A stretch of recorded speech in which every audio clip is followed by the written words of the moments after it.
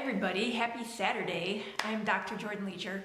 I'm the owner and physician of North Shore Proactive Health, a state-of-the-art wellness clinic in the northern Chicago suburbs. I am a functional medicine DC, and we are talking gut and brain health in our stress management boot camp tonight. So we were not live the last 2 days. Life has been crazy, I apologize. But I hope you've had some time to go through the other videos, learn a little bit, lay a foundation of what's going on. And we've got a little bit of time tonight, so I want to discuss one of my favorite topics, the gut. So we're going to talk about how the gut is connected to the brain, how the brain is connected to the gut. We're going to discuss who's in charge and what's going on there. So instructions are bidirectional, which means everything that happens to the brain sends signals down to the gut and vice versa. So leaky gut equals leaky brain. If you've been diagnosed with one, it is safe to assume that you have both. If you have had a concussion, you or your child, then it is safe to assume that that has caused leaky gut as well. So it's important to lay that as a foundation so that when you go to treat one or the other, whether you're instructed to by your physician or not, you should be treating both. And they are addressed a little bit differently. So making sure that you take care of the brain when you're having gut symptomatology.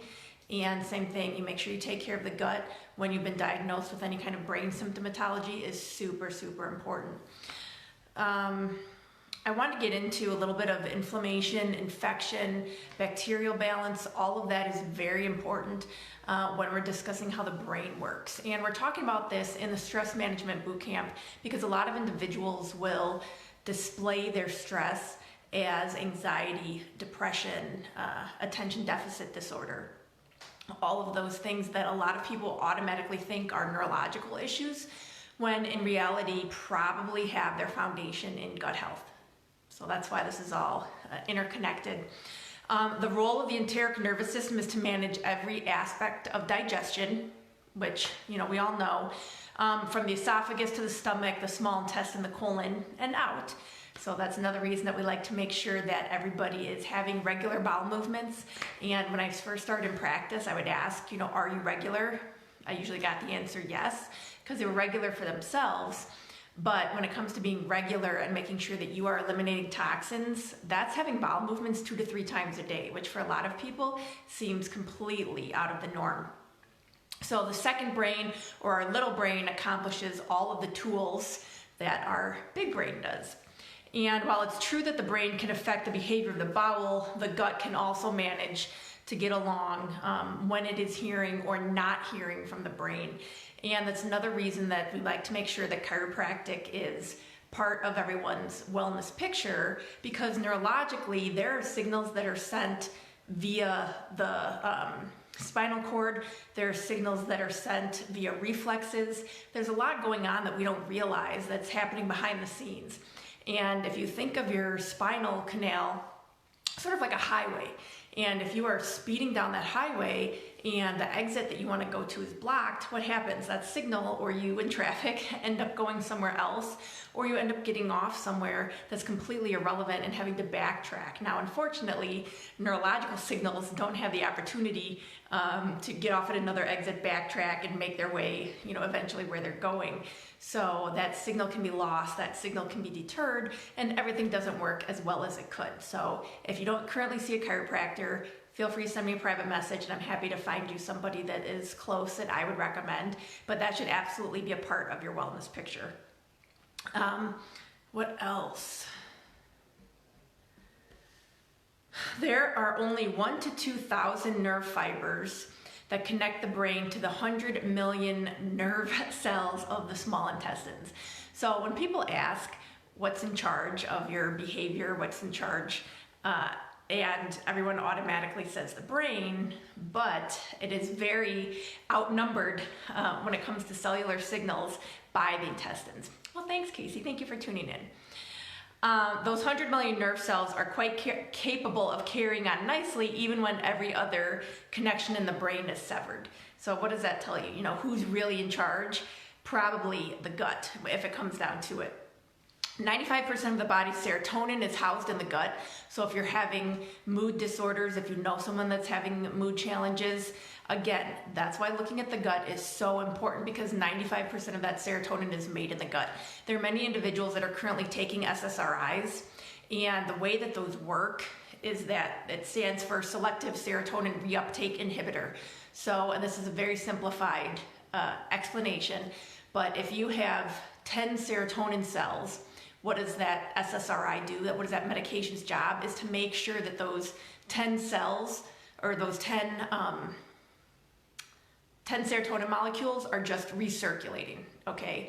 Now, if you need 100 in order to make you happy, those 10 are never gonna be able to do the job of 100. So think of your SSRI like that. They were never studied for long-term use. They were meant to be used for 6 weeks. They were essentially meant to make sure that they talked you off the ledge. And then ideally, you would be able to incorporate lifestyle modifications, whether that's exercise, which in studies has been shown to be as effective, if not more effective, than antidepressants, or eat correctly, or get yourself out of the situation that was causing the stress in the first place. You know, that's in an ideal world. And know that there are neurological changes immediately when you start taking one of those SSRIs. So any of those medications that are meant to be mood enhancers, again, were meant for short-term use. There are many individuals, many patients that I have that have been on these things for 30 years, and they cause degeneration of your brain. So know if you have a capability to implement some of those lifestyle modifications, and again, whether that is eating right, exercising, changing your situation, it would be my hope that you would implement some of that. And again, always speak with your physician before modifying any dosage or going off any medication, but that should be your goal, is to get off of those things, because they are changing your brain, and those changes are permanent. You want to make sure that that brain damage is then addressed appropriately. So serotonin acts as a go-between, keeping the brain up to date with what's happening in the brain down below. And the communication is mostly one way, with 90% of the serotonin traveling from the gut to the brain. Serotonin also helps with peristalsis, which is the movement of the intestines, which helps to get that food that you consume out.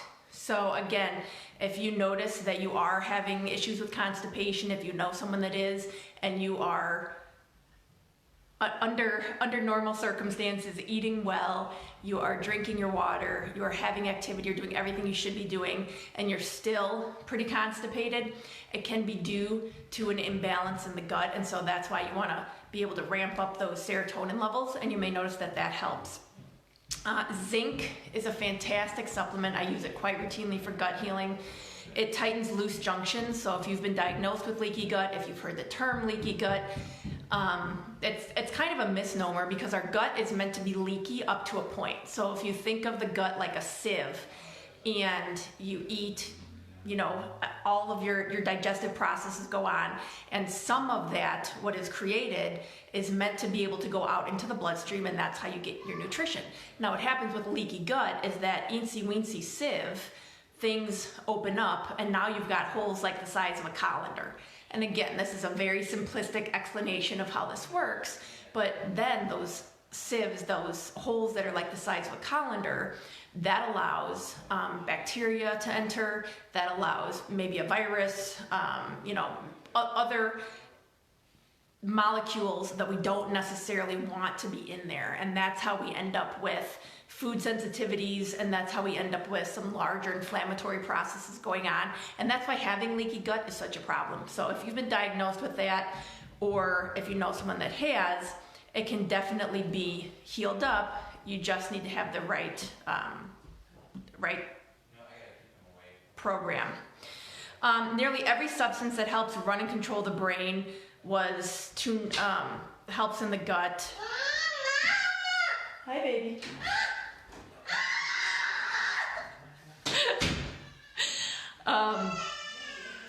Major neurotransmitters like serotonin, dopamine, glutamate, norepinephrine, and nitric oxide are all there as well. There are 24 small brain proteins called neuropeptides in the gut, and they all are cells of the immune system. So that's why this is so important around this time. If we're getting stressed out and our gut is not doing the job that it needs to be doing, our immune system is going to be in the tank.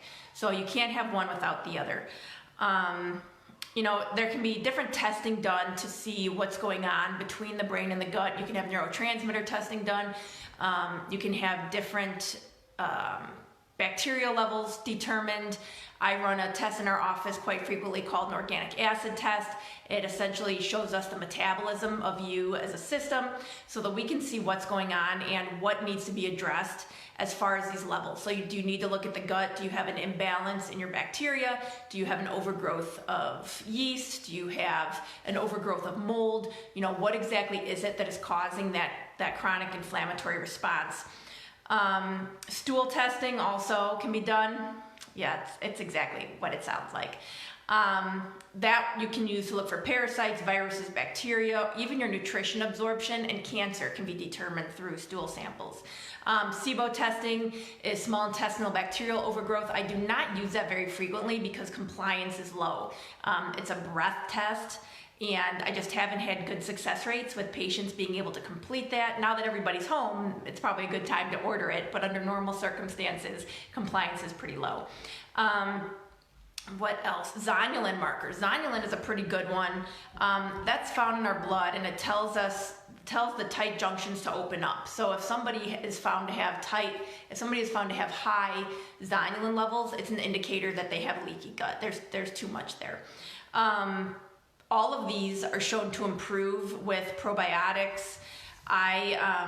I typically have patients take probiotics with colostrum if they're really trying to heal their gut because the impact works. They work very well together, and you actually get like 3 times the benefit when you're taking your probiotics with colostrum. And I talked about that the other night. Colostrum is kind of like spackle for the gut. It's high in immunoglobulins, and it comes in when you take it on an empty stomach and essentially seals the gut and allows it to heal. It does improve cellular function and increases intestinal cellular growth. So that's how you literally end up tightening those junctions. Reinoculating the gut with probiotics is required to maintain proper health. I usually get the question, do I have to take probiotics forever? And under normal circumstances, yeah, probably. Because the things that we do every day that contributed to getting us in the circumstance we're in right now are typically things that we can continue. So what kills that good bacteria? Stress. So if anybody's experiencing stress, yeah, you gotta take probiotics forever. Alcohol, processed foods, sugar, all of that kills that good bacteria. Taking antibiotics. So if you can say yes to any of those things, you should be taking probiotics. And if you don't stop having stress or stop drinking alcohol or stop having processed foods, then you will, yes, continue to want to maintain probiotics. And there's a lot of different probiotics. Maybe we'll do a whole talk just on that, because I've gotten a lot of questions on different probiotics, when they should be used and what they're good for. Again, colostrum is exactly what it sounds like if you've heard the term. It is pre-breast milk. Again, very high in immunoglobulins, decreases inflammation. When it's taken with food, it actually boosts growth factor. So if you are an athlete and you're trying to add mass, if you have a child and you're looking for them to add some healthy weight, doing colostrum with food or doing colostrum along with a protein shake, preferably whey, is a fantastic way to increase growth factor and increase that healthy mass. What else? If you did not know, babies born via C-section have a higher incidence of asthma and allergies, and that is due to improper gut bacterial diversity. So when a baby is born, ideally a baby is born vaginally to a mother with a healthy bacterial balance. Baby is born vaginally, immediately put on the mother with minimal contact from others, including hospital staff. The baby is then allowed to breastfeed, and what that does is that milk, which again is going to be the colostrum, is designed to feed that good bacteria that the baby got, number 1, from the mother's vaginal canal, and then number 2, topically from the mother's skin. Everything is designed here in the body for a certain purpose, so don't forget that. What else? NSAIDs increase gut permeability within 3 days. So if you are experiencing pain and you are routinely taking NSAIDs, or you know somebody that is, non-steroidal anti-inflammatories, that is going to increase your gut permeability after 3 days. So that's another reason that, yes, you probably do need to be taking probiotics, doing colostrum, taking zinc, all of that to help improve your gut motility and tighten up those junctions. So what should you do instead? You should be doing chiropractic, you should be meditating, doing breathing exercises, taking turmeric, all of that, instead of taking that aspirin, that Advil, that Motrin, the ibuprofen, whatever you're using for pain relief. I have patients take turmeric and take 1,000 milligrams 3 times a day and actually increase that. I have some that take 6,000 milligrams 3 times a day, depending on their pain level and what they're taking it for. But that should be used instead of that NSAID bottle. So you can literally just switch them out. Some top killers of bacteria in your gut, and reason again that you need to be re-inoculating, inflammatory foods, and you may not know those, and so that's why doing a food sensitivity test may be beneficial if you have not done an elimination diet to determine what your triggers are, because they're different for everyone. The top inflammatory foods, of course, are gluten, dairy, eggs, soy, sugar, artificial colors, artificial sweeteners, corn. So there are things on top of that that can be individual triggers for people, and knowing your triggers is very important to help decrease inflammation. Individuals whose gut contains a low diversity of bacteria are found to have higher levels of body fat and inflammation than those with high gut microbial richness. And that's very important too. So if you have found that you've been overweight your entire life and losing weight has always been a struggle, it may be gut dysbiosis. Or if you found that that all of us, weight's never been a problem and all of a sudden you're having trouble getting those pounds off, same thing. It may have been something and now your bacterial balance is out of whack. And if you adjust that, then the weight will come off. So that's part of the reason that we see benefits simply doing the cleanse or the detox that I had recommended the other night. Is you get rid of those sugar cravings, you get rid of some of those inflammatory foods, you re-inoculate with the probiotics, and you're able to get the weight off and keep it off. So that's an amazing, amazing place to start. So that bacterial imbalance can result in depletion of vitamin B12 and other amino acids. It short circuits digestive enzymes. We often see this in our pregnant women, but there are a lot of individuals that don't realize their gut's not working as well as it could because it's such a gradual process. Dysbiosis converts fatty acids into damaging fats. It increases the potential for GI infection because your white blood cells that are able to fight everything off are not functioning as well as they could be, or they're not there. It encourages GI inflammatory diseases. So if you're familiar with Crohn's, that is something that can absolutely be improved by diet modification and getting that dysbiosis addressed. And then dysbiosis also interferes with the breakdown of bile acids and estrogens, creating a fertile environment for cancer. So again, if there's no other reason than to just make sure that you don't have a cancer diagnosis, taking a look at the balance of bacteria in your gut is super, super important. Finally, some have active GI symptoms and some are completely asymptomatic. Things that you may notice include fatigue, body pain, headaches, cognitive problems, so memory, issues with focus, being lightheaded, brain fog, or just general malaise. So any of those things can actually be indicators that you do have gut dysbiosis and things are not balanced like they should. Probiotics for my rheumatoid patients actually has decreased some swelling in the joints, decreased pain, and improved range of motion. I actually have a few patients with RA that have had yeast overgrowth, that have had mold overgrowth, which again, please make sure that if you're addressing that within yourself as a system, you're also looking at your house, at your office, at areas that you frequent for mold as well. Because it's great to clean it up from you, but if you put yourself back in the same situation that caused it in the first place, what's going to happen? You're going to end up with that infection back again. So that was kind of a quick rundown. I just had a couple minutes here, but I wanted everybody to look at the possibility of gut dysbiosis, making sure that everything down below is happy, so everything up above is happy. If there's questions, please feel free to send me a private message. If you're planning on implementing some of my suggestions, please make sure to check with your functional medicine physician first before starting or stopping any medication or any supplement regimen. And again, if there's something that you would like to contribute, please make sure you share it with the group. As always, this group is for you guys to learn, to commiserate, to expand. You know, this is your tribe of people who are looking to be healthy at this time. And make sure that anytime, whether it is the current viral threat or something more chronic, that we are as healthy as we can be so that our soil is nice and strong and we're able to fight off whatever we are exposed to. So have a great weekend. Have a happy Easter tomorrow if you're celebrating. Love you, and we'll see you tomorrow. Bye.